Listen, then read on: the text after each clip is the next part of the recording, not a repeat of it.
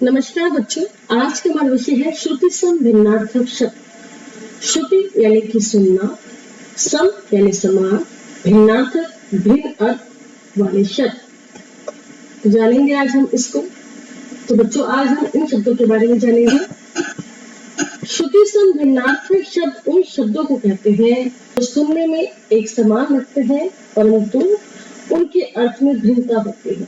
अतः वह शब्द जो पढ़ने और सुनने में एक समान लगते हैं परंतु उनके अर्थ में विशेष अंतर भिन्नता पाई जाती है, उन्हें हम श्रुति सम भिन्नार्थक शब्द कहते हैं।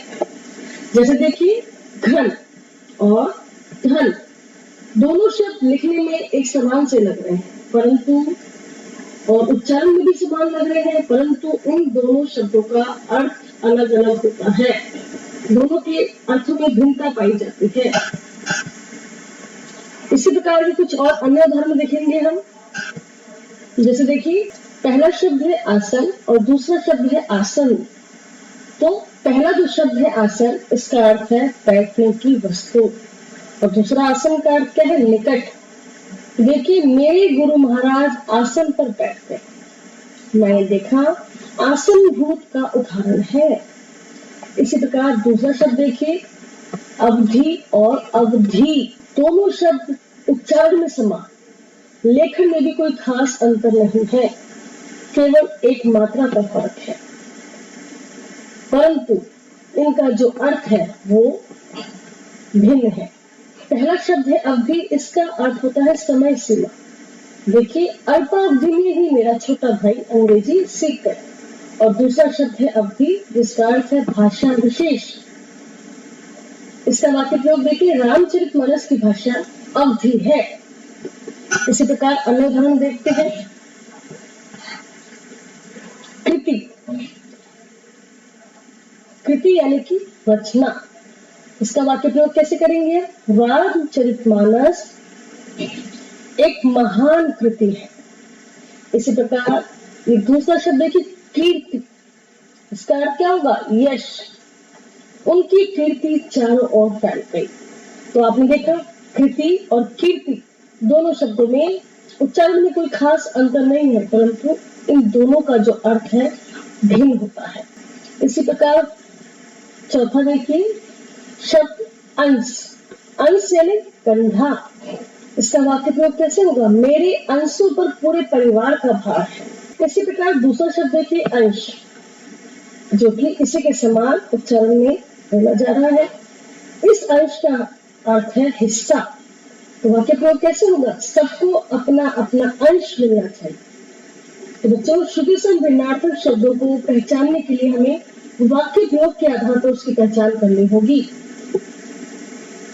वाक्य प्रयोग में हमें जानना होगा कि यहाँ पर ये जो शब्द दिया गया है ये किस अर्थ का बोध करा रहा है।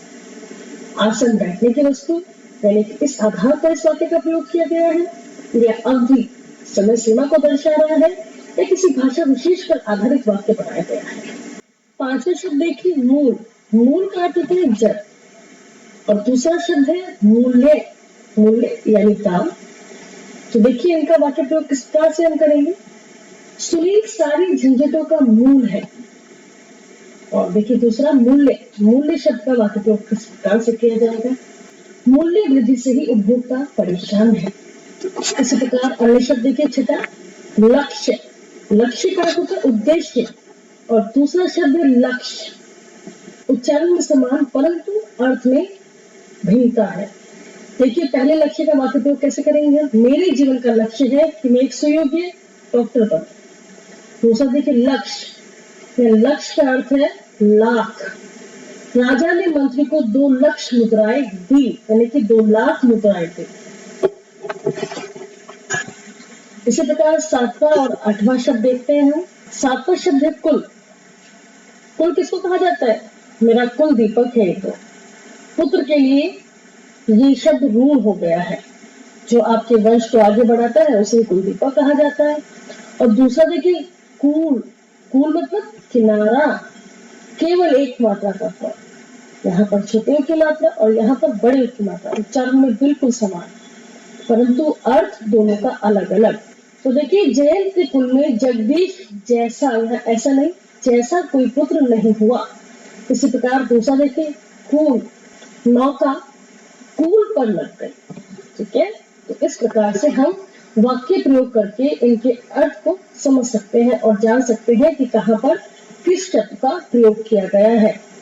हमें इसके अर्थ के आधार पर ही इन शब्दों की पहचान कर सकते हैं। आठवां शब्द देखिए, वसन। वसन वस्त्र को कहते हैं।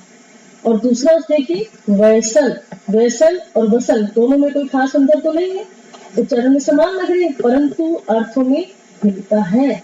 एक वसन है वस्त्र और दूसरा वैसन है आदत। तो देखिए वाक्य प्रयोग कैसे होगा, उसके वसन पुराने किंतु स्वच्छ थे। और दूसरा देखिए, व्यसन का उदाहरण कैसे बनेगा, जुए का व्यसन बहुत खराब होता है। तो इस प्रकार वाक्य प्रयोग के आधार पर आप समझ सकते हैं कि यहाँ पर कौन से शब्द का प्रयोग किया गया है और उस शब्द का अर्थ क्या है। वाक्य के आधार पर आप श्रुति सम भिन्नार्थक शब्दों के अर्थ को जान पाएंगे।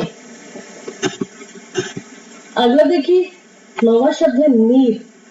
नीर पानी को कहते हैं और एक होता है नीर। नीर घोंसला जहाँ पर पक्षी रहते हैं। देखिए भाषा बहता हुआ नीर होती है। और देखिए दूसरा वाक्य प्रयोग, रात में पंछी अपने अपने नीड़ों में विश्राम करते हैं, आराम करते हैं। इसी प्रकार 10वां शब्द देखिए, अपेक्षा। अपेक्षा का अर्थ होता है आकांक्षा या इच्छा। और दूसरा है उपेक्षा। उपेक्षा का अर्थ होता है निरादर, मैं आपसे अच्छे व्यवहार की अपेक्षा करता हूँ। दूसरे का वाक्य प्रयोग कैसे करेंगे हम, किसी की उपेक्षा नहीं करनी चाहिए। इसी प्रकार अगला शब्द देखिए, कर्म।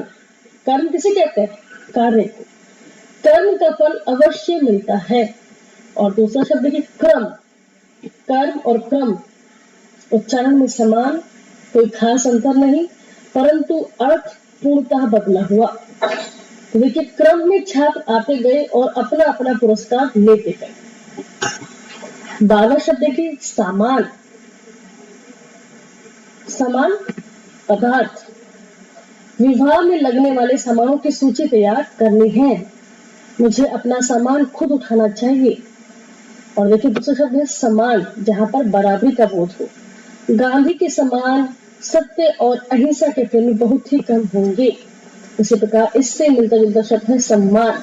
सम्मान यानी आदर, बड़ों को सम्मान देना चाहिए। तो बच्चों आपने देखा कि श्रुति सम भिन्नार्थक शब्द सुनने में समान लगते हैं, परंतु इनके अर्थों में विशेष अंतर होता है, भिन्नता होती है।